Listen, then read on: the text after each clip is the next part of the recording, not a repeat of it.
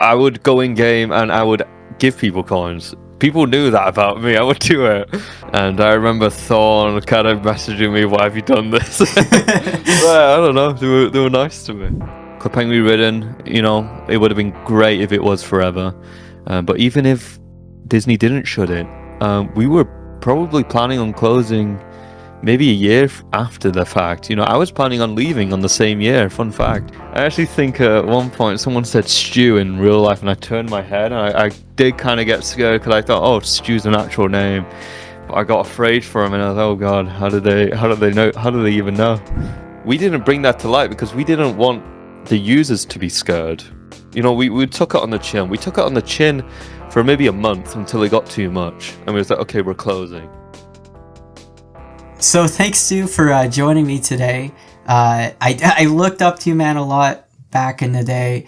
It's a really cool experience to be able to have you for this little interview. So for those kind of just who are unclear of what your position is or who you were on the CPR team, could you just introduce yourself and maybe what your role was over time at CPR? Yeah, of course. Thanks for having me too. Thanks for the kind words. So yeah, I was the administrator basically. Towards the end, I was one of the co-owners for Clipping Rewritten. Yeah, it was community management, a bit of development. It was kind of just an all-rounder. So yeah, that was my role. So how did you? Did you join Clipping Rewritten at the start then? Yeah, so I was just a regular user at the start. I created my Penguin February of 2017. During the beta, I got beta tested. Because I do remember we had tweets that went out. A few select members became beta testers. I was luckily one of them. And that's when I met Hagrid. A lot of people know him as Tim. I reached out to him because I was a kind of a junior developer at the time. I wanted to personally contact him and kind of get given the opportunity to work for Clipping Rewritten. So you were a part of like the closed beta, that thing? Yeah. Okay. Yep.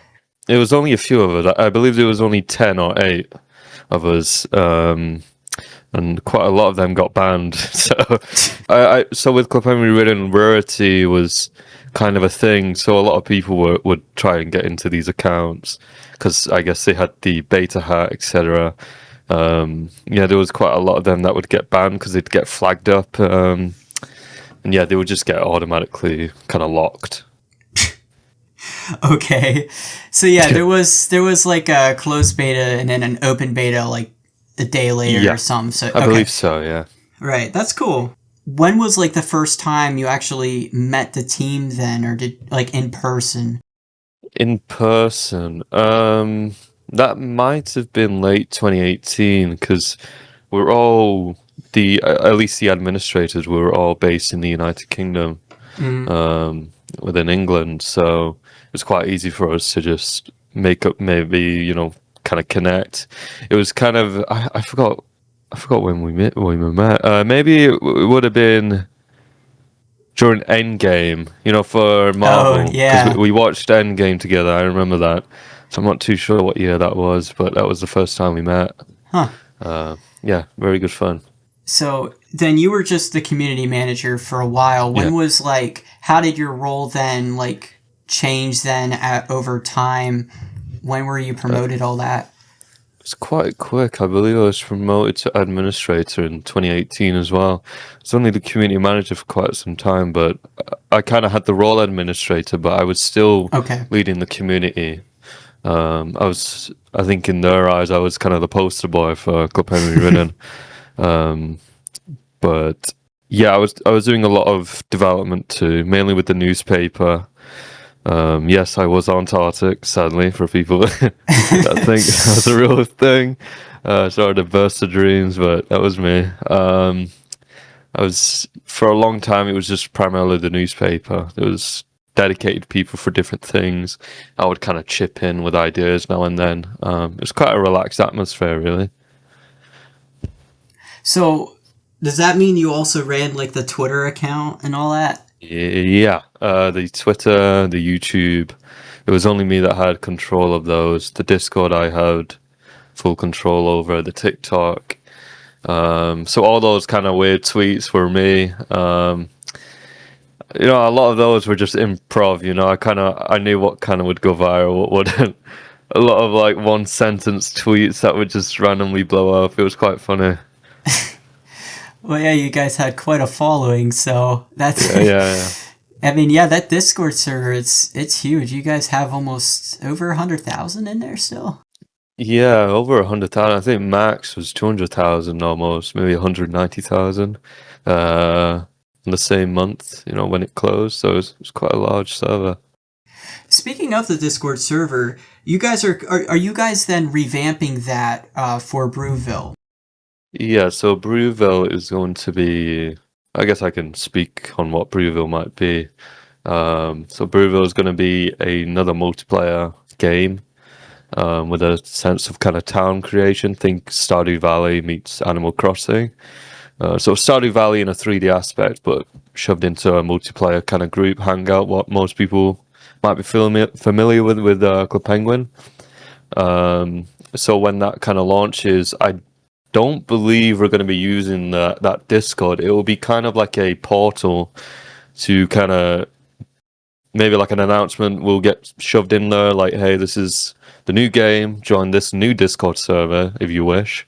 And that's kind of what it might be for. I don't kind of plan on using that. I know a lot of people want kind of access to the old channels in there. There's nothing in there. There's no old channels, no old messages. We had to get rid of those, sadly. So there's no kind of memory held on to it. It will just be kind of a portal. As far as like Brewville, then the people working on that, is that mainly you? Yeah. So for the past, I want to say maybe 2 years now, I've been working on it myself. I don't know if you remember a moderator by the name of Roger Dan. Yeah, of course. Yeah, so he works on it. He's a modeler now, so he does 3D modeling. And I have a musical artist by the name of Marrow.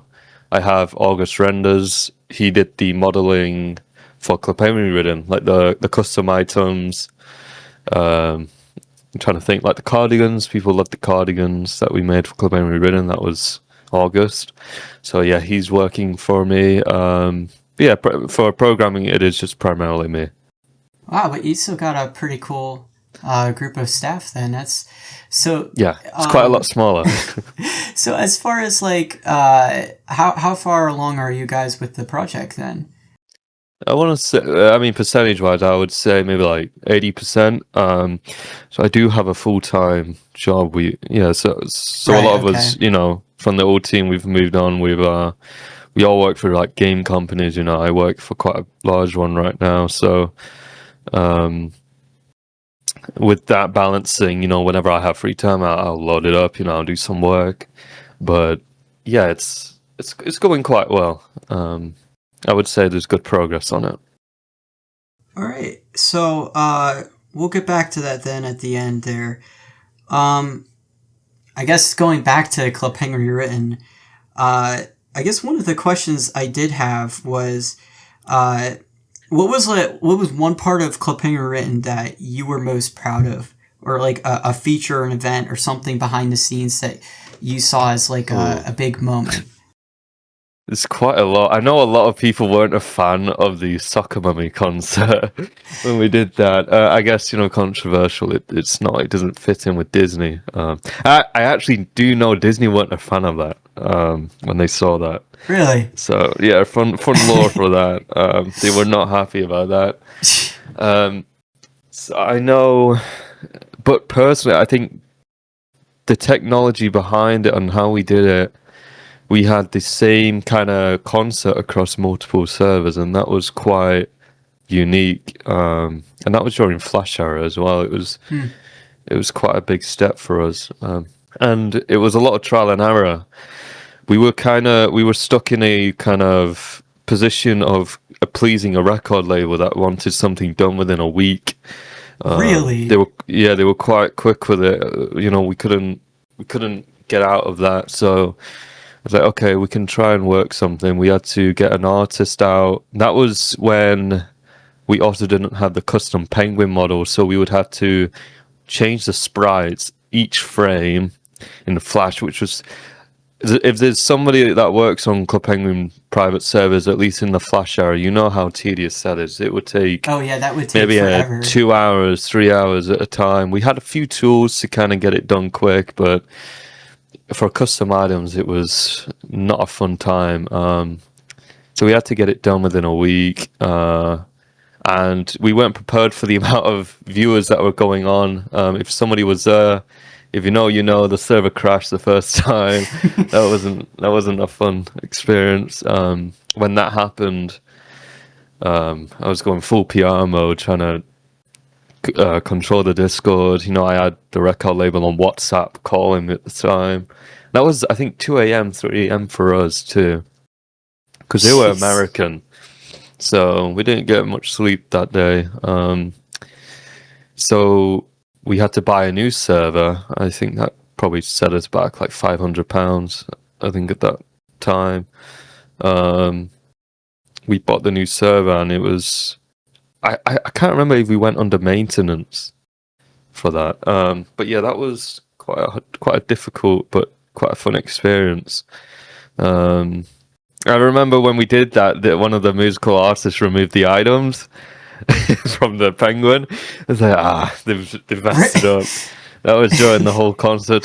So you just had a naked penguin just kind of dancing on there, and we had to explain to them, don't do that. So that's like the same thing where you like have a mascot and you have specific items because it'll mess up the whole character if you take it off. Yeah, it wasn't a fun time. That I blame ourselves for that. We never kind of told them not to do that. I think other than that, maybe the HTML5 client, we actually got that done under 3 months. We were not prepared for the Flash transition. We hired Caleb, also known as Graphics, to kind of get it done for us within a 3 months work span, and he pulled through. He did a great job.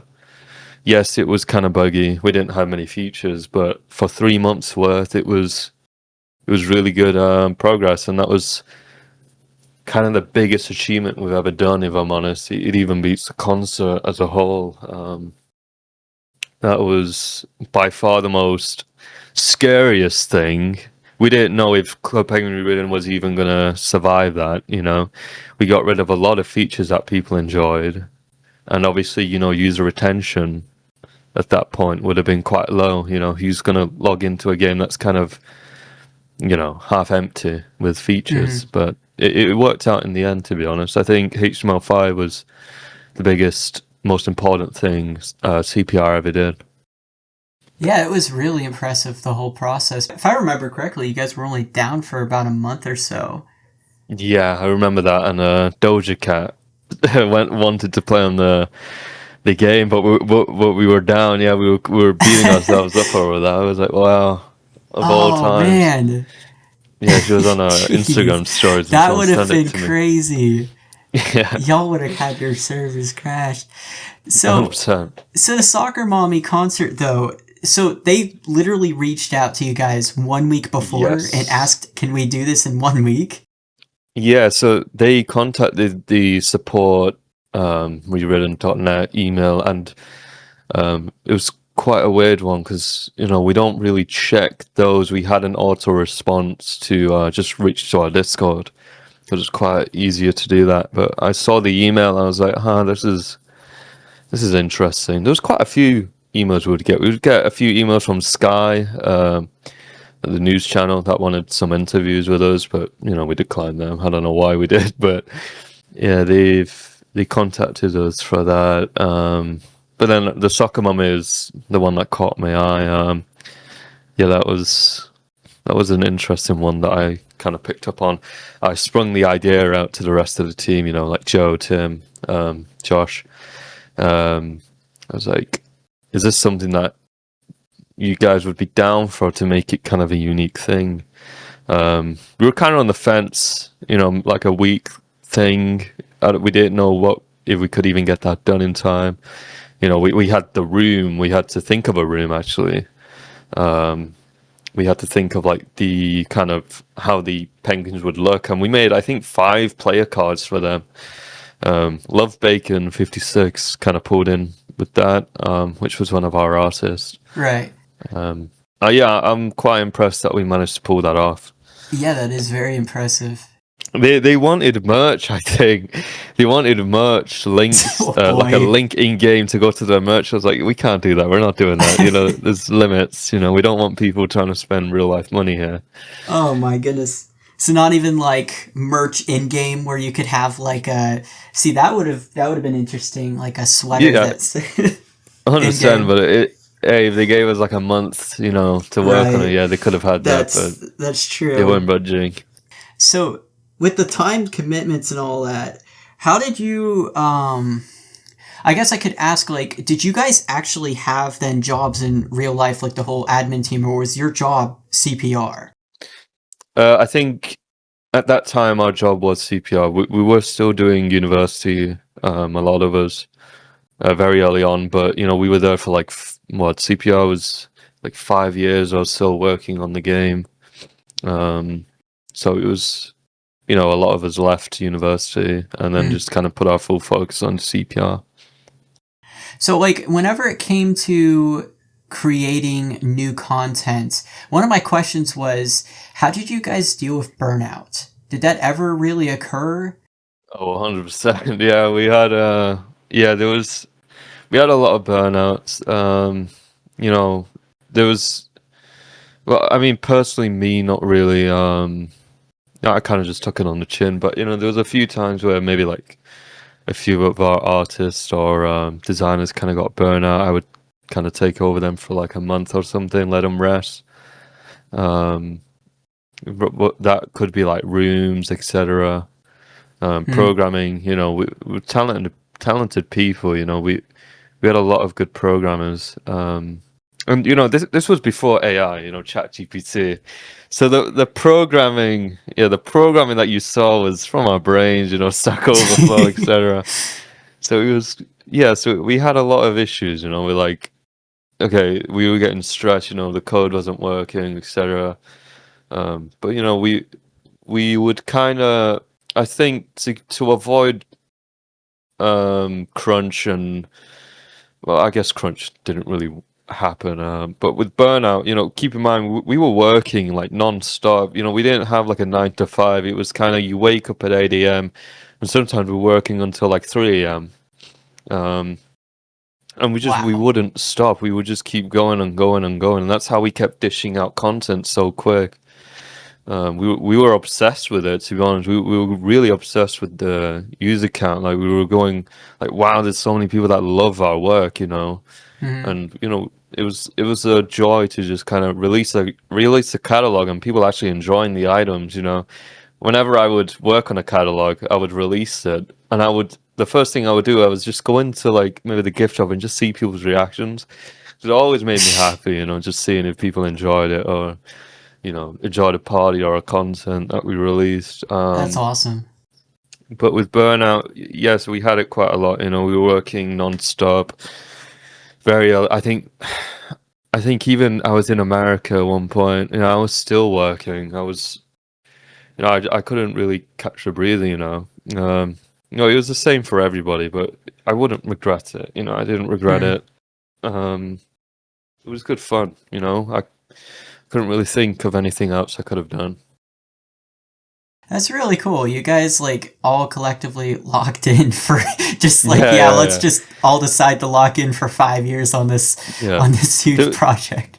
There were times where we had to come up with something. So I think one of the ideas was we stopped putting dates on things. We would say like the month, and that did help. It did help us a lot a bit. Like it took a lot of weight off our shoulders, and I think it was during Operation Blackout. Operation Swarm. That was the one. Well, obviously that didn't release. That was a stressful time. That was very stressful. I think that would have been Thorn and I working on that. That was, it was quite difficult because it was something new. And again, this was before ChatGPT. You know, I'm sure if we had ChatGPT, we would have used it. We would have been like, okay, we got a little helper here. You know, we can help. And I'm not all for AI, but with coding, sure. That would have been quite a massive help to kind of dish that out. And again, it's something that I do feel sad for, that people could not see Operation Swarm, if I'm honest. But I think with Burnout not releasing dates or anything, it definitely helped a little bit. I think people got upset by that. But again, it was just one of those things we had to do to save our minds. Yeah, I think I remember even like whenever a newspaper would be delayed by a day, people would be losing their minds. I think I might have been a part of that crowd, to be quite honest with you. it was funny. I remember when the clock would hit like 12, it's like, where's the catalog? Like, yeah, that's crazy. It was always funny to just read. I think with time zones specifically, it would really kind of maybe like 3 a.m. I know content wasn't actually friendly for UK people, which was funny because, you know, we were British. But we would be releasing the content maybe at 3 a.m. our time. And, you know, the UK people would have to wake up and then see it. And I think we were favoring a lot of American people. We were basing user kind of count on time zones. You know, I think Americans' times were kind of at its peak for CPR, so that is when we would release content. So yeah, it was. So for those people in the UK that were complaining about the content updates, that's why. Americans there were a lot more Americans. Majority players were just from America then, is what you're saying? Yeah, we had a lot of kind of data to kind of back that up. We had a lot of data. We would know when people would kind of click the newspaper, what pages they kind of looked on the most, what rooms were quite popular. Yeah, and people might be confused why we did that. If you remember, there was a time in December when we kind of had a CP rewind, I think, where you would kind of know your data. So we had that implemented just for that, but we thought the data was quite cool to kind of collect. So yeah, it actually helped us a lot with content. I guess one thing that came to mind whenever you were saying about, whenever we were talking about the burnout thing, whenever you were mentioning about like things being, if things were on time and such, I remember there being like a time, whenever you guys were releasing Card-Jitsu Fire, whenever you guys released it and it wasn't working, and then you guys like everything fell apart for a whole week, and then you guys fixed it or something. Yeah. So I believe that was in Flash. So were you actually a part of that creating it? Yeah, so we were playtesting that. I believe that was made by Hagrid. And he was on quite a time crunch by another developer who I shall not be naming. He was quite a difficult man to please, so he would kind of push content. Not a developer, he was co-owner. I don't know if, for those that were in 2017, he was kicked out. I don't know if people know that. You know who. It rhymes with Tony. So he was quite difficult to please, and he kind of put a lot of work onto Tim, and he basically, it was going back to the record label where it was you have a week to do this, sit down and do it kind of vibe we were getting from that. So we were kind of helping Tim out at that point. And yes, it did release in quite a buggy state. And again, it was out of our control.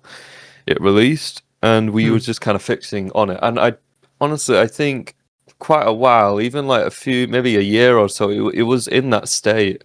We just kept trying to fix it. We were on an old kind of server code. We've gone through quite a lot of changes with CPRewritten, so we went through a lot. Flash error, it was quite a buggy mess. I think HTML5 error was quite a clean slate for us. We could bring it from a ground up kind of state. It was our own code. Very modern. The HTML5 error is very modern, and people got to keep in mind in Flash Arrow, you're dealing with old code, you're dealing with old kind of techniques that old Club Penguin made, and we're kind of working on that. So with HTML5, it was quite easy. I don't know if we made Card-Jitsu Fire in HTML5. Yeah, I don't think we did. Since we were talking about it, are you able then to share a little bit about what happened in 2018 whenever you guys went through the admin problems and had to shut down for a period of time? Yeah. So our previous owner, that rhymes with Tony, he was quite a nuisance. I know a lot of people are familiar with kind of the breach that happened. It was an inside thing. He had information of users, gave it to a competitor, which many people know as Club Penguin Online, and they threatened with it. Now, I know a lot of people don't know kind of what we went through working with Club Penguin Rewritten. Our personal lives were affected. That's never been brought to light because we were very quiet on it. So for a lot of people that might not know, Club Penguin Online, which was a competitor, a quote unquote competitor at the time, truthfully, we never cared about any of that stuff. We just kind of did our own thing. But going on a more personal kind of base, our personal lives were affected by that. A lot of staff members' information was leaked. Addresses, etc. Our addresses were leaked, and we were sent like maybe delivery services to our addresses, and we were very silent on it. Nobody knew about this, and nobody probably still does know about this. We were targeted, we were harassed quite a lot of times, and again, that is actually the reason why we closed in 2018. We never kind of gave the full statement. We closed for the safety of ourselves, because otherwise we got harassed every single day. Emergency services were sent to our doors individually, and it was kind of waking up like, oh, what's going to happen now? Is there going to be another drama? Are we going to have deliveries to our door? Texts, phone numbers being leaked. Getting texts from random people, and it was quite a difficult time at that moment where, this is over Club Penguin. It's supposed to be a fun little environment, and it gave us a really bad taste on it. We just wanted to kind of do something to make a very special little place for people, and we didn't bring that to light because we didn't want the users to be scared. We took it on the chin. We took it on the chin for maybe a month until it got too much, and we was like, okay, we're closing. So we closed the game, and we saw again people going to this site, not really knowing who's behind it, and obviously people know now he was behind that. They've all seen the news articles, etc. I don't want to kind of dive into him as a person. He's done his time, etc. And we saw that, and we didn't like that. We didn't like that people were going to the site and not really knowing who's behind it. So we decided to return. People weren't kind of taking that seriously. You shut down for a month, I think it was. Why are you coming back? And we couldn't give the full details because they were still running. If we spoke, then obviously we were scared that something would happen. So again, we opened up, and yes, the knocks on the door, the emergency services at the door, etc. They still continued.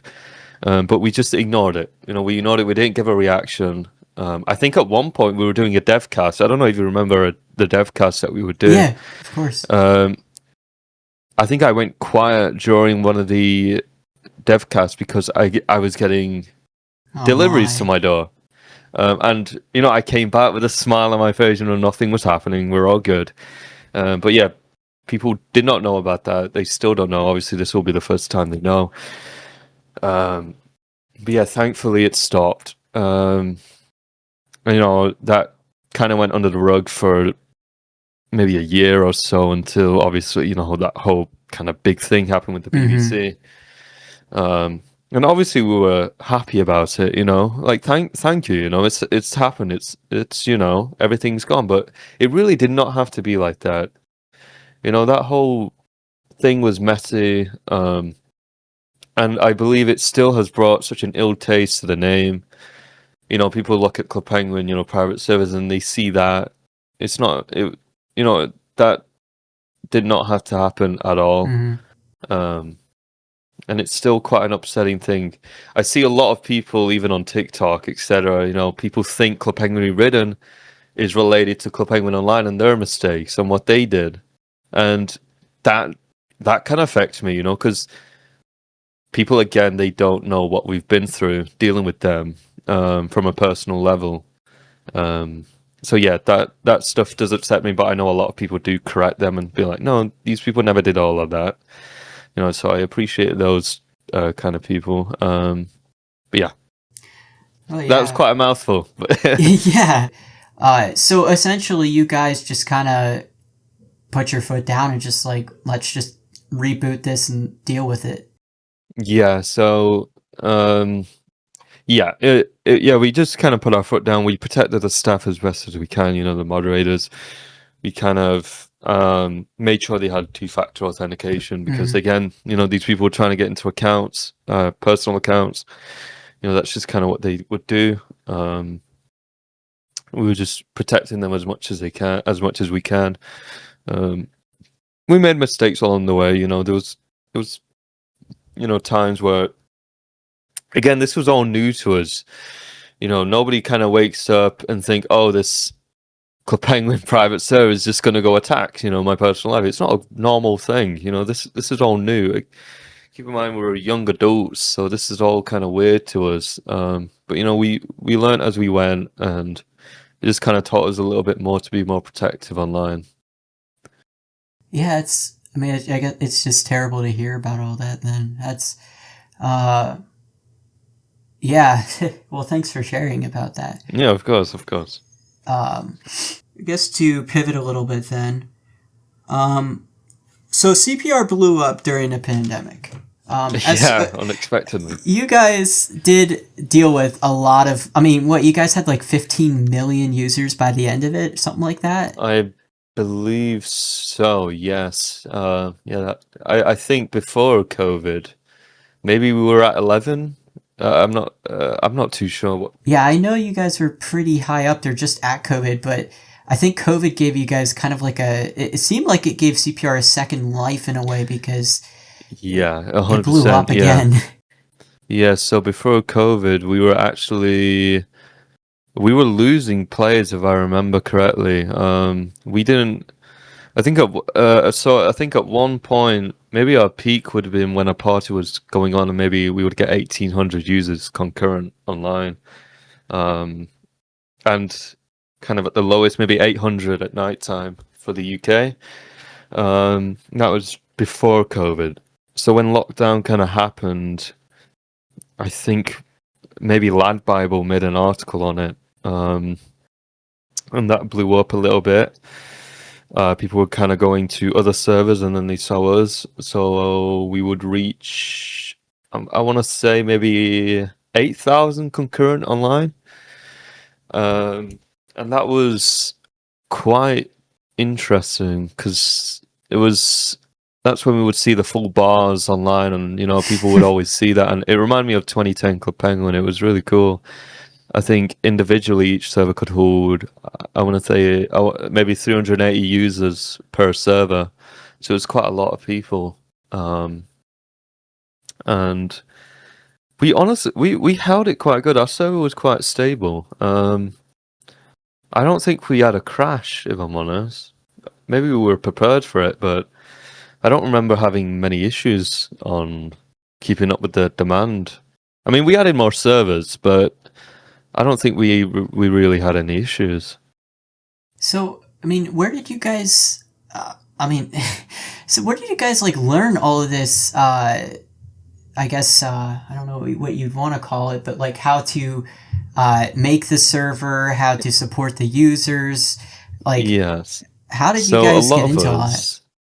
a lot of us played the original Club Penguin, and the private server community was still somewhat known, but I mean, I guess it's kind of like a black marketplace back then. You know, people knew, but they didn't really know.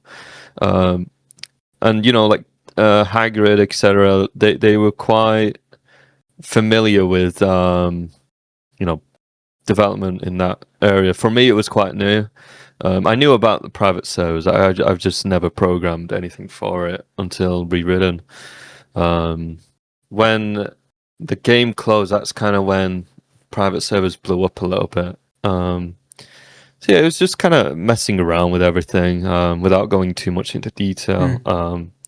It was still, the private server community was still quite known.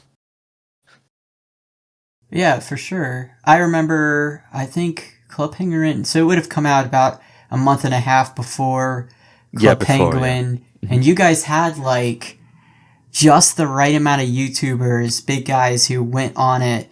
I felt like that's what really, because you guys, I think you guys celebrated 100K users within 3 months or 6 months, around there. Yeah, it was fairly soon. I remember I joined in March, but that was just barely before you guys hit 10K, and it just blew up then. It was really cool to see how many people like just jumped on.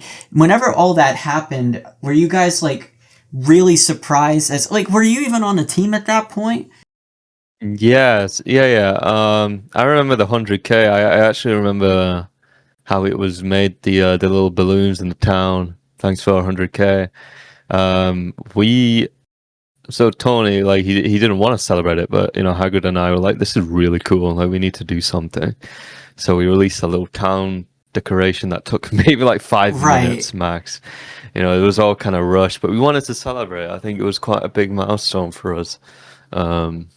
Yeah, it was, again, Club Penguin Rewritten. It was, I wouldn't say we've done anything kind of big. I mean, we did do something big in a sense that we were kind of the only server to go like the default Club Penguin route. You know, you had to actually work for your items. You couldn't just add coins. You couldn't just add items. It was the first of its kind to go the vanilla route. But I will always say CPR was just right time, right place. That's kind of what happened with CPR, and how we kind of we got lucky in a sense with the name, etc. We just kind of knew what we were doing. Yeah, definitely. Is there something like specifically that you guys thought that you did right most of the time that really drove your success? I think the only I want to say the only thing we did maybe right was understanding our target audience. Like with marketing, that was kind of me. I was dealing with like the socials and everything. I think we did really good on that. And I think if we weren't doing that, we probably wouldn't be as big or as known as we were on socials. I think we always did that correctly. I guess going on the topic then of like something you did right, is there something you guys like regret about CPR or how it was run, maybe in regard to Disney or something in that aspect? I think I can kind of sit here and, you know, go on about the past and what we could have done better, but honestly, I don't know if I'd change anything really. We were learning, we were young adults. I think I was like a teenager when, you know, we were doing CPR. You know, we got shoved into the deep end. We were learning as we were going. I think maybe communication and a little bit more mature. We were immature, you know. But I think a lot of people liked that about CPR. We were just goofy people. Even in the Discord, we were all communicating with the community members. You know, people loved that. I think in scenarios we needed to be a bit more mature. I think I would have probably changed that a little bit. And maybe a thing that I regret is not releasing Operation Swarm. People really wanted that. I really wanted it, but again, it was quite ambitious. I think maybe in HTML5 we could have given it a chance. I think we also were releasing kind of a Pufflescape kind of multiplayer thing. Really? I forgot. It was. I'm trying to remember. It was similar to a game. Maybe people know I'm getting old now. My memory's bad. It was like a similar to a game where you're a rat and you pick up a cheese and then you kind of navigate it. It was like a multiplayer game. We were kind of basing it on that, where it's kind of like an open multiplayer area. There's like one builder that lifts up the little building thing. You pick up a key. But yeah, that was being worked on in HTML5. That would have been quite a big mini game. Yeah, that Our would have focus been. on CPR for HTML5 was not the hangout social aspect. We understood that people would go onto Club Penguin Rewritten to play Card-Jitsu. So in my head, I was like, okay, they're logging in to play a different game. What if we made a game that was like that, where people logged into CPR to play this game? So you're building a game on a game. Kind of like Fortnite, you would go into Fortnite to play maybe like creative map, or Roblox, you would go into Mhm. Roblox to play, a game. So we wanted to make a game that was quite addictive for people. They would log in, play that, and it was a multiplayer game. We were almost done. It was quite an early phase, but we were getting it done quite quickly. Yeah, that's maybe I can dig up some files and release it on Twitter or something. But it was really big. It was a really good game. So I'm sad that we couldn't release that. Yeah, that sounds awesome. I remember you guys adding Pufflescape to the game. Yeah, You know what? I love the soundtrack to that game. I think yeah, that's like, yeah, 100%. Yeah, that's one of the better parts. But I loved playing that whenever you guys brought it back because that was one of the things I really missed about Club Penguin. yeah. That was a big thing with the music, Yeah, and we got to work with Screenhog for custom music, and that was a big thing. we could talk about that. How did you guys even establish a relationship with him and everything? I want to say it was Joe. He had some sort of connection with him through Twitter, and um, again, a man's got to make some bread. So if an offer's there, you're gonna take it up. It was really nice. He worked, cautiously. There was a time where I think it was a medieval party. I think an artist might have kind of took a break or kind of went away from the creative aspect out of nowhere. So we were kind of in a bit of a pickle. Medieval Part is releasing in maybe a week or two, and we didn't have this room to be made, or the dragon, which was the pink dragon. I I'm not. remember that. Maybe it was a I think it 2019 was a one or 2020. 2019 medieval party. I'm Yeah, pretty sure that's what you talk about. yeah. So we reached out to Screenhog. It was like, here's the deal. We need this. We need that. Um, we will help you out generously if you could do this for us. And thankfully he did that for us. And he could have just said no, I can't do that, it's in a week. But he pulled through, and I'm sure he also enjoyed doing that. It was in his old art style. It was a good throwback to the people that love his art style. And he made the music as well, which was amazing. Right. So he made the music, the room, the dragon. Obviously we did the programming for that, but everybody knows how annoying that is to make animations in Flash, but he pulled through and he did everything correctly. That's awesome. I didn't even know he created the rooms for that, or the. I guess it would be that castle, and then I guess Yeah, the going into castle and the kind of boss the area, I boss believe it fight. was. Yeah, I remember that. Whenever that came out, I was so impressed by all that because this is you guys really stepping up. I thought Yeah, that was yeah, a that really was cool really big. party you guys released. Yeah, and it was, again, that was just kind of us trying to make something unique. We're sitting on a game that's been out for maybe like 5 years at this point. We were running out of ideas, to try and be unique. And it was quite hard to do in Flash. Not many artists knew how to make art in Flash. It's quite difficult to find them. So we were limited for quite some time. I think during HTML5 is when we really could kind of push our limits with the uniqueness, and that really did save us with that. But yeah, it was just one of those where thankfully Screenhog pulled through. Yeah, that's really cool. Okay, so so was that like the first time you guys worked with Screenhog, then the Medieval Party? I don't believe so. I think he made maybe a Festival of Flight, or we All had an right. Eclipse one, I believe. I'm not too. It's been a while, so I'm trying to remember the names of these parties. The Eclipse or something like that. We Yeah, made I remember that party. Yeah. we he made some music for that, I believe. Before the art, that was, I think, the only kind of art he did for us. The rest were quite just music soundtracks. We had some music for Card-Jitsu Water because that was being worked on, but we ended up, obviously we didn't end up releasing it. I think those files are somewhere online that people can just listen to. They were from Old Club Penguin that got given to us. But yeah, I mean, that maybe the latest, again, I think it was around 2018 is when we started working with him. Yeah, I guess that would be true. You guys came out with the extended Kart Surfer thing, I believe, in 2018 as well, and I remember there being a special soundtrack for Yeah. the Infinite mode or something. Yeah, that would have been him. I believe Yeah. that was his work. That was, I believe, a few on the early stages. That leaderboard was reset manually, I believe. There was quite a few times where people would kind of cheat on there. We would have to manually go through. We would, I think, only a few in the later years that became automatic. How did people end up cheating on the like? How do you do that for a I Kart think it Surfer? was just kind of changing packets, etc.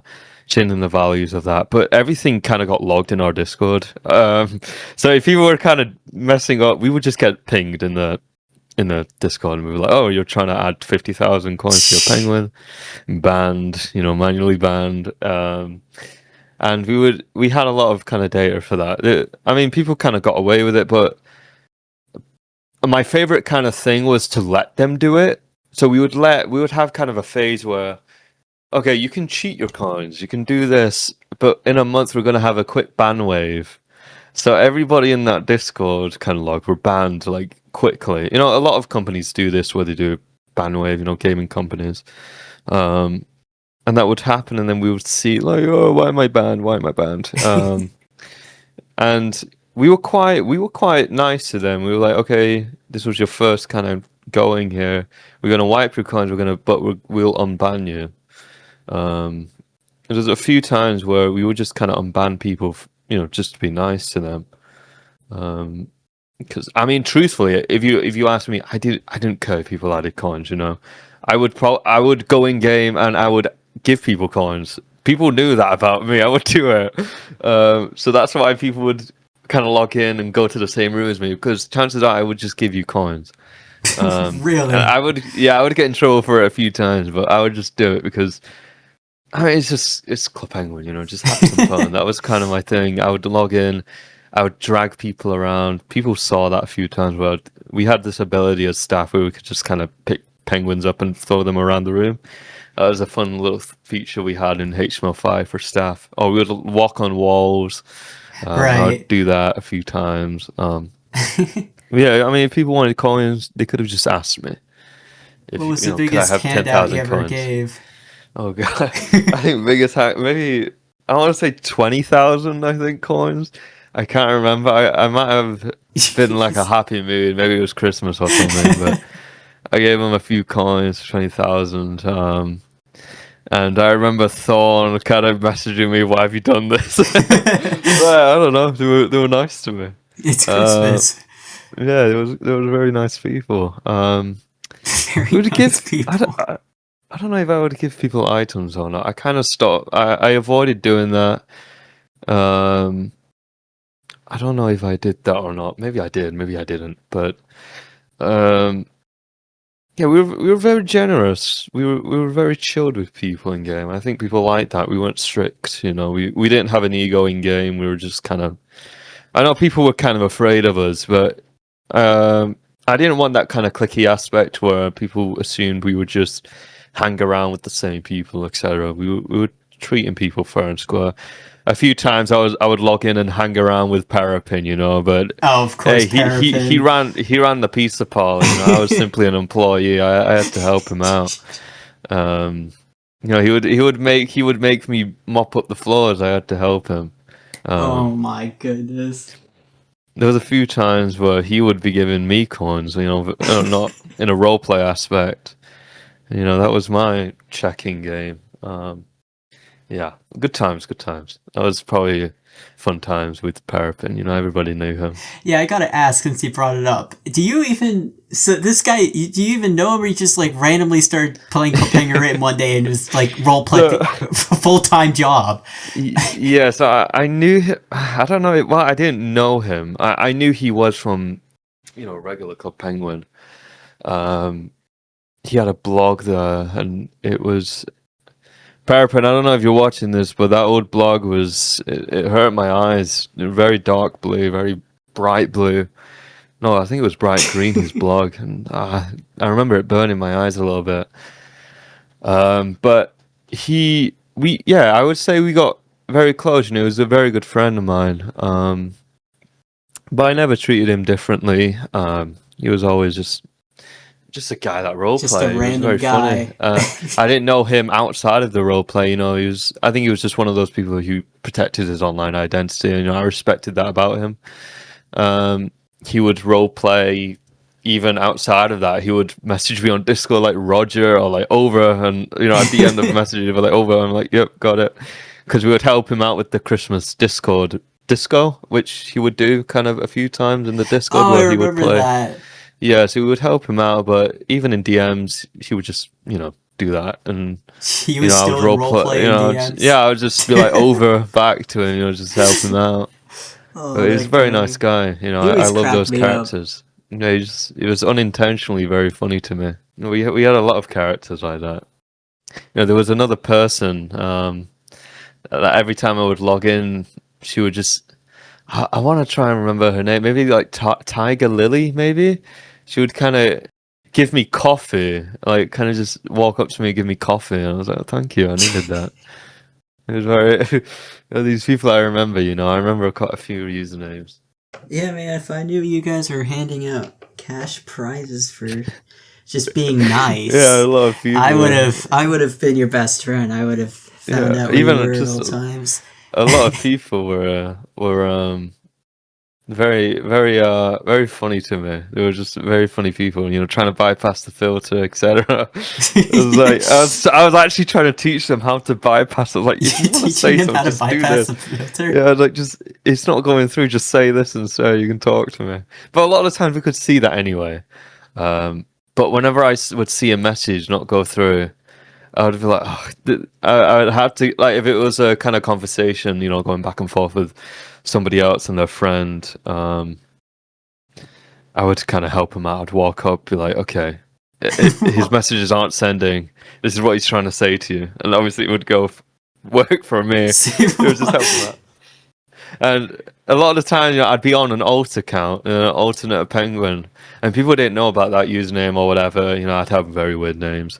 Um, and I'd help them out and be like, how did you know this? I'm like, don't worry about it. It's good fun, good fun. I guess. See, you've mentioned a couple times Operation Swarm. Uh, Hmm. I mean, what was that party going to be then? I know you guys teased it a couple times and all that, but what was like the main? I guess the main thing with that party. Yeah, so I think I'm trying to remember here, but if I remember correctly, Swarm was supposed to be quite more of a darker party, where you are mind controlled by Herbert. I think that would have started off as like a cutscene at the dock. I think that room got shown off quite a few times. That was using all like previous decorations. That was made by me. So this part, like the design wise, would have been done by me. And I think it was just Thorn and I working on this. That's why it kind of just didn't release. I think the lore would have been you are mind controlled by him. You can become like a miniature Herbert, which was kind of cute. Which was, I guess people liked that, you know. I can't remember any missions we had done, to be honest. I don't know if we ever kind of worked on that. Yeah, I don't think that whole lore would have been released or not. I think in the end, you would have eventually kind of come to your senses and destroyed the head device that you had on. I think each time you would log in, you would have to report to Herbert to know that you're still in check, like you're still kind of under control. So every time you would log in, there would be a cutscene. Not every time you log in, but every single day the party would go on. He would kind of ask you certain questions. If you kind of messed up, something would happen to you. And I think it was quite dark. I'm not gonna lie, it was probably quite dark, but not too dark. It fit the role perfect. It probably would have been. I don't think it would have beaten Operation Blackout. Blackout was special, you know. And I think, I don't know if you asked me this, but any regret I had for CPR would have been, I wish we didn't do Operation Blackout too early. We did that in 2017. I think that was not the right time to do it. If that's actually why we made Operation Swarm, because I believe we did that way too soon. I would have done that maybe in 2020 or something, 2019. We were kind of at a peak. Yeah, that would have been a lot more better. That's still such a big regret of mine. I don't know why we did that. Again, it wasn't our idea. That was the previous leadership. But yeah, I mean, we didn't know, to be fair, we didn't know if we were going to continue that kind of size, you know. I think in 2017, I would compare 2017's growth to the lockdown growth. I mean, the lockdown growth was quite larger, but I think we were kind of unsure if we were still going to be that big in 2017, so we just kind of crammed everything out. But yeah, definitely a big regret of mine. Yeah, that's I do remember there being, like, whenever you guys had Operation Blackout, I remember that being an awesome party, by the way. I had never experienced it on Club Penguin, but I do remember people afterwards, like 2019, 2020, mentioning in the community that they wish they were here for Operation Blackout. So that's an interesting point to make. That probably would have been more, I guess more people would have been involved, is what you're trying to say. Yeah, 100%. It would have been quite a big, I don't know. I mean, I don't really keep in touch with most private servers, but I don't know if any other server has done it since. Yeah, in HTML5, it has to be very hard. In HTML5, there's a lot of rooms to deal with. But I think the music for that party is kind of what seals it for me. It was quite, definitely. Like, iconic. It's quite iconic music. I think Operation Swarm, I don't think we actually had any music done for it. And a lot of the music that people kind of know, I think people really liked the Halloween music that we had. That was all kind of royalty-free music. Oh, the one in the gift shop where you guys... that gift shop. That was awesome. Yeah. That was from a royalty-free site that kind of partnered with Club Penguin Rewritten. I think it was Epidemic Sounds. They were quite generous with that, and that I think we had one for the fair as well. And I think I had to. I remember we released a song, and I think one of the staff members or maybe a player kind of pinpointed a bullet sound in one of the songs, and they like a little bullet kind of dropped to the ground because it was kind of Western themed. Obviously, I didn't hear that. And they got upset by it, so I was like, my apologies. Really? It was like a 1 second snippet. I was like, wow, okay, let me adjust it a little bit, and then we had to fix that. Yeah, it was just one of those. I don't know if it's nitpicking, but it was just one of those where I'm like, wow, okay. Let me do this. I'll do this for you. You'd have But yeah, it to was, send that. you I'm know. not curious. I'm I think familiar. I tried to gaslight him a little bit. I was like, no, it's a coin dropping on the ground. Don't worry about it. But yeah, it didn't end up going my way. So yeah, I ended up changing it. But yeah, that was, the fair also was a very good party to do. We ended up changing that a little bit to kind of make a little game room, with the Ferris wheel in the background. People really Oh, liked I that remember room. that. Yeah, I think that was the room that I made. That was a very fun one to do. I think people really liked that. So you guys, I mean, I guess throughout like CPR though, you guys started with AS2, and then it Yeah, seemed like it's some of the too. content sort of went towards Yeah. ActionScript 3. Is that because you guys E- were running out of content, or it just felt like you changed it up? Yeah, um I should clarify. So AS2 and AS3, people kind of mix those up with the art styles. Action script is kind of like a scripting language. So AS2 was kind of like the old classical art style. AS3, people relate to the modern kind of art style. Mm. Um, so during, I think a lot of people might have not known this. During 2019, it would have been Hagrid and Joe would have left making content for Club Penguin Rewritten. So it was just Thorn and I working on this. And that was when we kind of dipped ourselves into the modern aspects. We were fans of it. We were fans of, not too much of a fan, but we kind of wanted to integrate it a little bit. And people kind of figured out something was kind of different here. So it was those kind of parties, I think from 2019 and up, or late 2019 and up, they were done by Thorn and I. So people kind of saw like a difference in quality or something. People were a fan of it, people weren't a fan of it. It is what it is. We were running out of ideas. We couldn't just keep recycling the same kind of content. I think it was only until HTML5 we felt comfortable and in our zone to kind of make our own little thing. We had our own penguin model, which allowed us to make custom items, and people really liked that. We had a lot of artists to make custom rooms. I think the biggest custom room was Halloween party when we made the maze. Oh yeah. People loved that because we had a little camera that would move with your penguin, which was new at the time. That was never done before. I think people related that to box critters. Throwback to that name. I don't know what's going on with that, but that was Yeah, that's a while ago. we kind of took the idea for that. Yeah, we were experimenting. We were kind of blessed in a sense where we could just release something. If people didn't like it, well, we can't change the rooms. So Mm. we were kind of just going with it. We weren't designers by trade.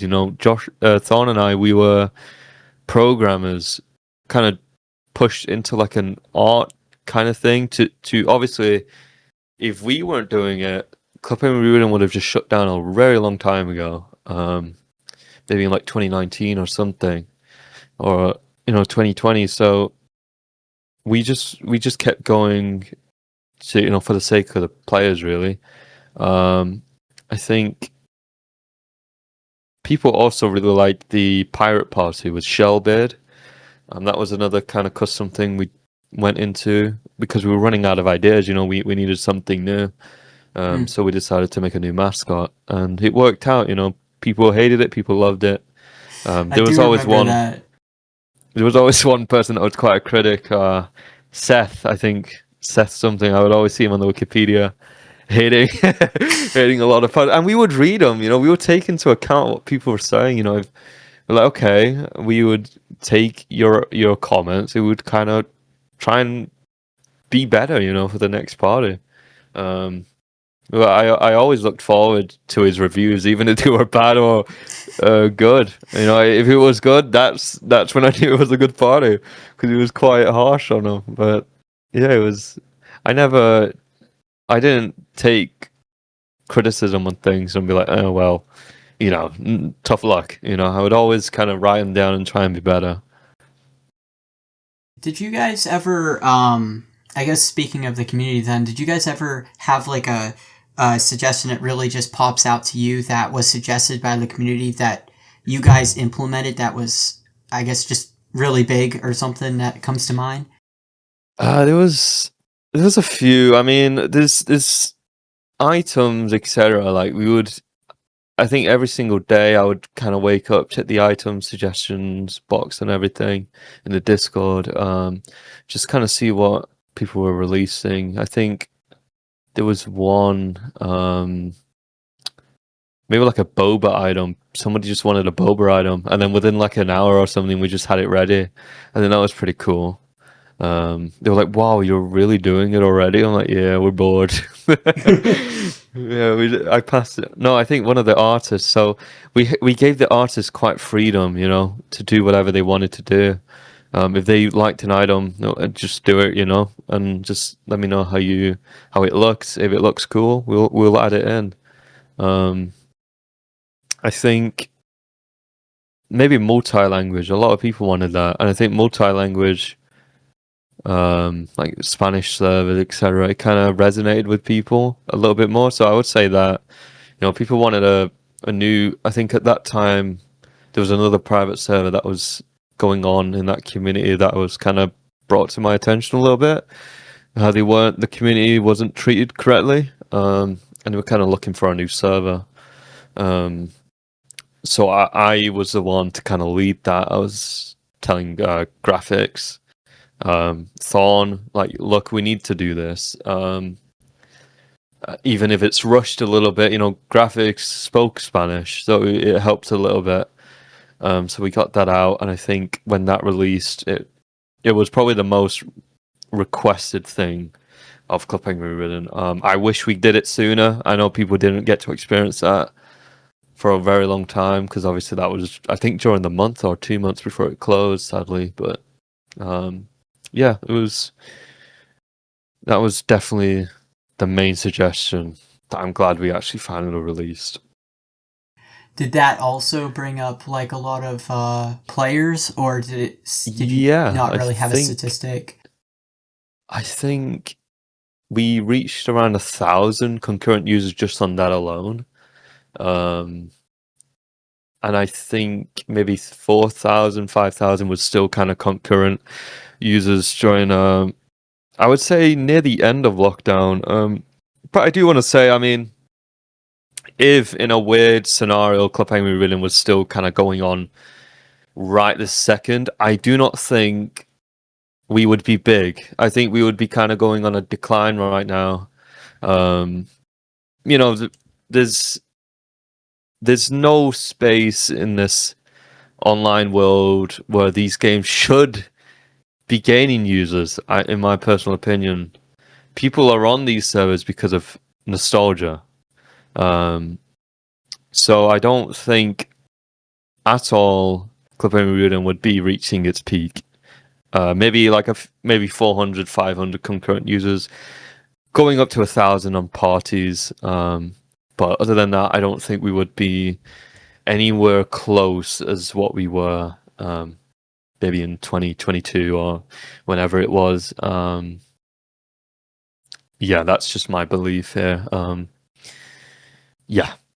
Is that just something? So what you're saying though is you guys saw after the initial 2017 dump that things were slowing down, but then the pandemic hit, and that's what kind of gave you guys a boost. Yeah. But what you're saying is if it was still up today, it wouldn't be as popular. Yeah, and that's just the cruel reality of it. You know, there's games like Roblox, you know, Fortnite, you know, that kind of dominate it. There's, you know, I see like Box Critters, etc. Like I think it's Pirate Party. Yeah, the other game that kind of's been thrown around. There's no real space for it, which is sad. But these games, they don't kind of blow up as Club Penguin once did in 2009, 2008. When it dominated the scene. If you want new players, I don't think people would go on Club Penguin. I think people kind of go on these games for nostalgic reasons. If they saw it, a kid, it's just hard to advertise it. A grown adult that's never played Club Penguin, I don't think they would ever even go on Club Penguin. I think you can't really advertise to kids video games anymore, really. It's quite difficult to do. It's all, in my opinion, they don't really watch TV like that, commercials, etc. It's not what it used to be. It's quite hard to advertise. I personally, I just don't see it even close to being as big as it once was. What do you think about what do you think about private servers today, like Club Penguin Legacy? Where do you? I'm not. I guess I'm not. Sorry, continue. Go ahead. So I'm not too kind of involved. I know there's a Journey one. I've seen that. I logged onto that maybe I want to say maybe 6 months ago, maybe a year ago. And again, I got, chased off that. Bad apples saw I was on there. They did not want me on there, I guess, to kind of be involved in it, which is very weird. So I think they're doing okay. Again, they're not. I can't say for sure if they're doing as well as CPR numbers. I don't think that peak is. I don't think you're ever going to get that peak unless there's a lockdown. Again, we got lucky with that. I don't, we didn't do any voodoo magic with that. We just got lucky. The lockdown happened. It saved us. I think, I don't know what the newer Club Penguin, the new Club Penguin is, how they're doing.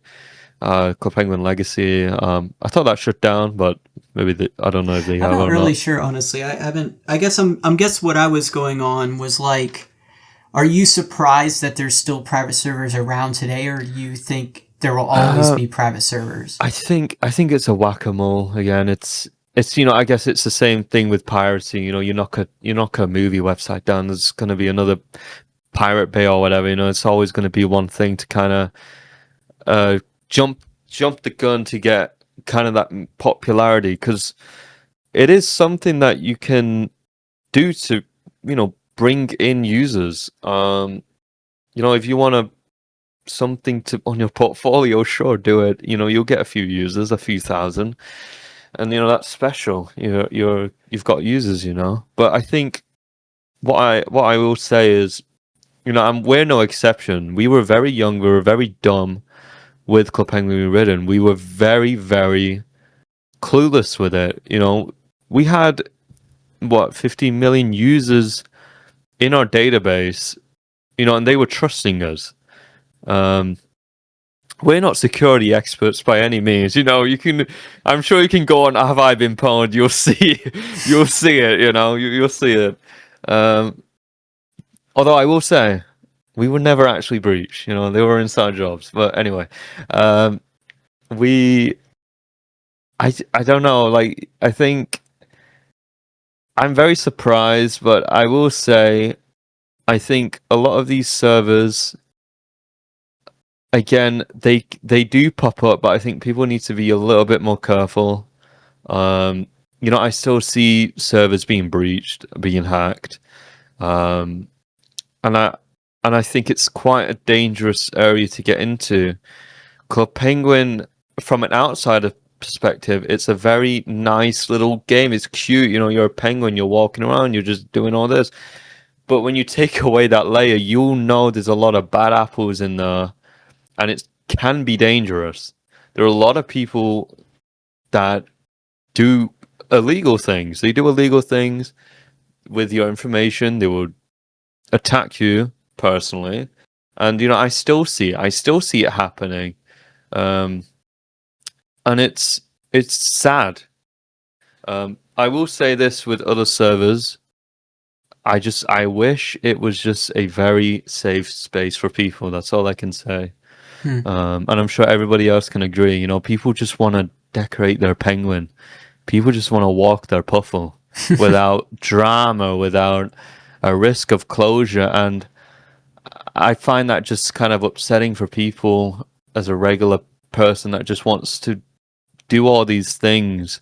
I'm sure it was a bummer for people when Clubhouse Rewritten closed. They're scared to just go on to another server just because they don't know if it's going to wipe out within a second. They don't know what Disney could be doing, or any other group activity where they might threaten the staff to close it, etc. And these things, they still happen. I would say to the users, just don't put your full faith into something. Don't put your full time into something. I know people collect stamps. They do all this. They put their whole hours into it. Just know that nothing is forever. Clipping Rewritten, it would have been great if it was forever. But even if Disney didn't shut it, we were probably planning on closing maybe a year after the fact. I was planning on leaving on the same year. Fun fact. I had the whole blog written up. I was planning on leaving. And the stew name would have been kind of like Happy77, how some other staff were controlling it. Thorn would have controlled the stew account. Nothing would have been forever. As long as people kind of understand that and they're safe, I don't mind for other servers running. I'm not surprised by it. It's still kind of big in that space. There's still quite a few people that want that kind of legacy of Club Penguin to be around, and I don't blame them. It was a cute game. If they can play it, they can play it, and I hope that people will always have a chance to kind of get their fix in, And going back to what we said, I don't know if it was off camera, but the save, stop killing games movement that kind of is going viral right now in the indie space of video gaming. I think it goes into the same aspect. I wish in Disney's area you don't hoard an IP. Let people do whatever they want. If they're not earning revenue from it, I mean, obviously it's still copyright at the end of the day. Even if you're still not earning a penny from it, just kind of let them do what they want to do. Don't hoard IPs, especially in this sense. There's still a loving community behind it, and people just want to be a penguin sometimes. Yeah, that's a lot. I didn't even know about the fact that you were even planning on leaving. I don't think I ever told anybody actually, other than the staff team. Was it? I mean, would you be able to go into the reasons then, or was it just burnout? I think, yeah, very much burnout. I was doing it for quite many years. I think I just became. It felt like a nightmare at a point where I'm just waking up and I was like, well, got to do this again, got to do that. I'm just kind of one of those. I want to be adventurous. I was kind of traveling a lot, and I enjoyed the time away from it. I took maybe like my first break in like 4 years or something. It just felt good to just kind of get out of the house a little bit. And I think at that point I was like, okay, well, I wanted to kind of. I started working on my game Brewville in 2020, I believe. So it was kind of jotting ideas. I wanted to kind of make something else. And that was always the case, really. I think that's just kind of where I wanted to be. Was it like something you guys actually talked about, that you were planning on supposedly shutting down in 2023 if things continued, or was that just something that you just talked about? I don't know. I think, if I'm trying to remember, I think we spoke. I think one of our ideas were just don't update it. Just kind of let players log in. Kind of make it like a hangout thing. Just kind of let it sit idle. I think that maybe I'm. It's quite a while ago, but I'm trying to like think. What are maybe what could have brushed off my head. It wasn't really heavily talked about. I think this is just kind of something that maybe have been spoken about like once. Okay. Obviously, something doesn't last forever. I had that in my mind. I'm sure many others had it in their mind as well. We were just kind of riding the wave, you know. It's all improv. We don't know what's going to happen. But yeah, it was. We knew. I think eventually it was all just going to come to an end. How would you say CPR affected your personal life then? If you were spending what you said 8 a.m. to sometimes 3 a.m., like how would that really affect your, maybe you with your family and everything? So I think it was quite hard. I'd wake up. I think sometimes I'd wake up at like 5 p.m., which is not healthy by any means. Especially when it was during like a weekday. You're trying to wake up at 8 a.m. You brush past the alarm clocks and you're up at 5 p.m. because you don't get much sleep. I didn't really get much sleep for quite a long time. I think it did affect a little bit, but I was moved out, so thankfully. But again, it still affected friendships. I couldn't really go out, and be quiet and be like, oh no, I'm busy. A lot of my real life friends didn't know anything about this. They was like, oh, it's just a guy that's always busy. But they're like, oh, why are you working at like 8 p.m.? Why are you working at that hour? It was just kind of, I lost quite a few friends because of that. But again, it's not something I didn't really want to bring attention to what I was doing to my real life. Personally, I was very protective of my real life, identity. I didn't want people to know what I looked like. Sadly, a lot of people kind of understood that. They found my Instagram, which I was very surprised about. A lot of community members were detectives. I'll say that. There was finding. I think when that happened, that did kind of close me off a little bit on personal life. I was very protective over it, but I think it did more. I want to say it did a little bit more harm than good. But it taught me a lot. So it's it's like good, bad. I want to just say it is what it is. That's yeah, that's interesting. You didn't tell many of your like people outside of your bubble then about your mischievous Club Penguin identity. Yeah, people didn't know about Stu. They just knew Lewis. So where did you even come up with the name Stu? Let's just go on a random tangent. I had an old cat named Stuffington, and I was like, it's very much the most British name, Paddington, Stuffington. Oh yeah. Hold on, I'm trying to remember. So I think I cut it down to Stu because 3-letter name, why not? Yeah, and really Stu, cool. It was. I thought Stu is a lot more memorable than Stuffington, so I just went with Stu. I think my old alternate account was called Stuffington. So it was just literally just an old cat. Well, that's pretty cool.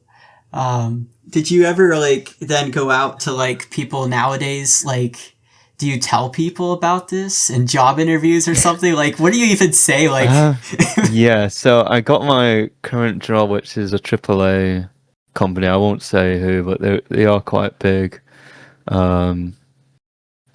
They actually hired me because one of them played Club Rewritten. Fun fact. Well, one of the recruiters for it, and obviously it kind of made a kind of conversation starter. Really, it's something that in an interview, I'm not kind of stumbling upon my words. It's all raw.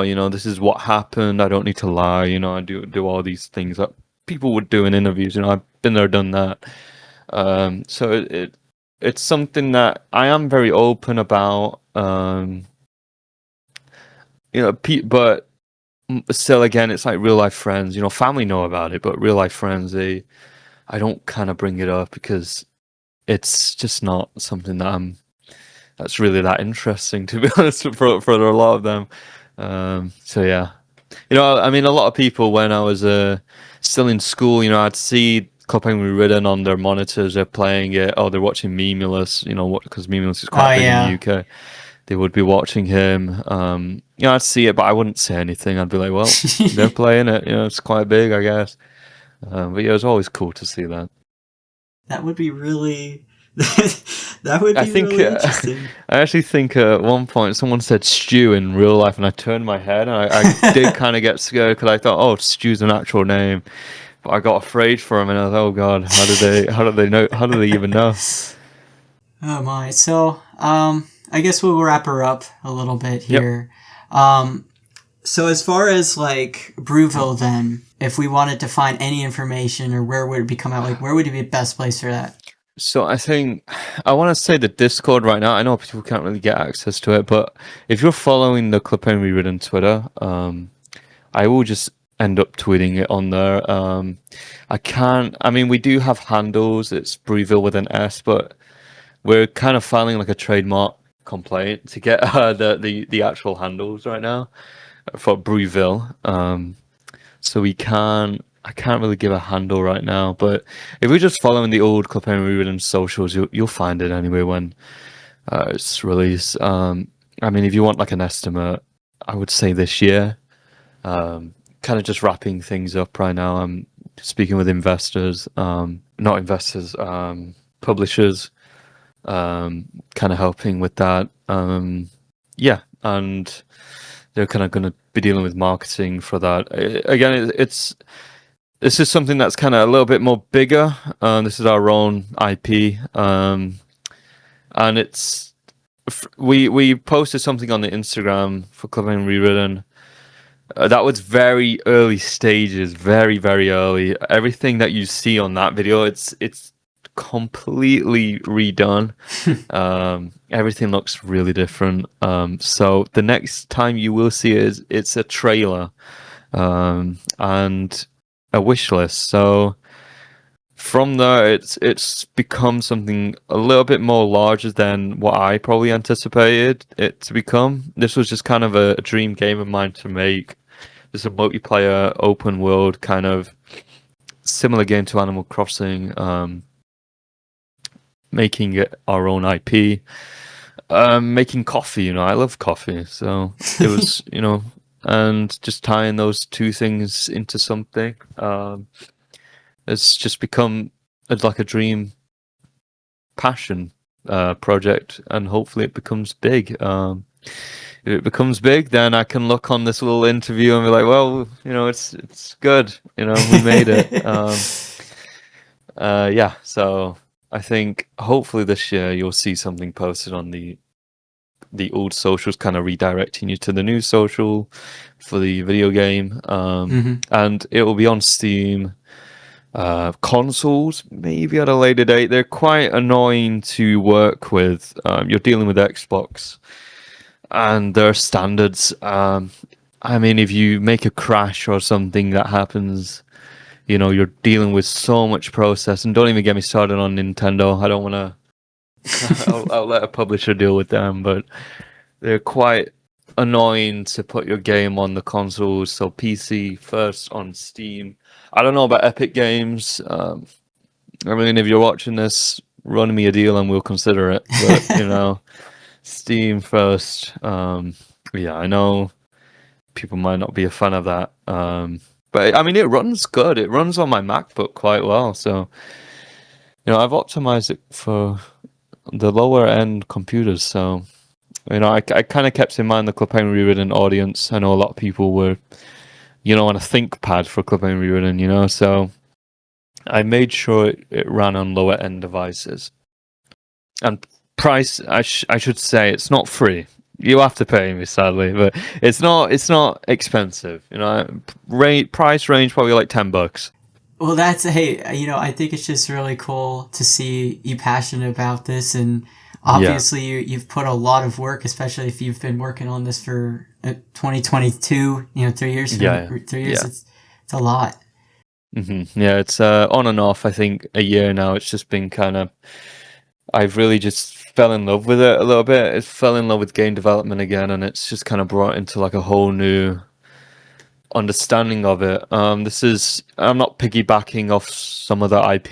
This is our own kind of thing Right. here, and we're having full creativity, and it's great. People still have the decorating aspects. You're decorating your town. You have a whole economy. You can go to the town center, you decorate your character, and I'm learning as I go, and it's I don't want to. I know a lot of people in Club Penguin Rewritten community care about the rarity items, etc. I don't care about that. So it's if we won't release FOMO and everything. All items are for people, and it's people can trade items. I know people wanted that for Club Penguin Rewritten, but trading items in Brewville is kind of you just drop an item, people collect it. Um, it's got a lot of same mechanics. There's I think people will love it. There's a fishing mini game. You got to have a fishing mini game in a game like this. Stardew Valley style, but it's I think people really like this, especially because we will still be taking people's suggestions. I mean, I'm looking at the Brewville Discord right now, the new one, and we have an item suggestion channel already made. We're ready for it. Every single DLC update we do will be free as well, so it's just kind of you pay a one-time thing, and you have content for life, really. Awesome. Well, that's Yeah. really cool, man. So before we head off, then, is there anything you would like to add, then, just to finish it off? No, it's just, I mean, if you were playing Club Penguin Rewritten, thank you for even allowing me to be an idiot with you. It was all a learning curve. It was, I still get a few DMs from people saying thank you for what you've done. Thank you for playing it. Club Penguin Rewritten was definitely it changed my life for the better, really. I met some amazing people. Just thank you for, we messed up a few times, but you were always with us, and I appreciate that. You're still talked about by the team. We love you all. Parapin, if you're still out there, we miss you too, buddy. And yeah, it's just thank you. And if you are still playing these private servers, then just be safe. That's all I can say. And just have fun. Awesome. Hey, thank you for joining us today. Of course. I hope you have the best endeavors here with Brewville. We'll be keeping up with that. Yeah, I hope so. I remember that. I remember you.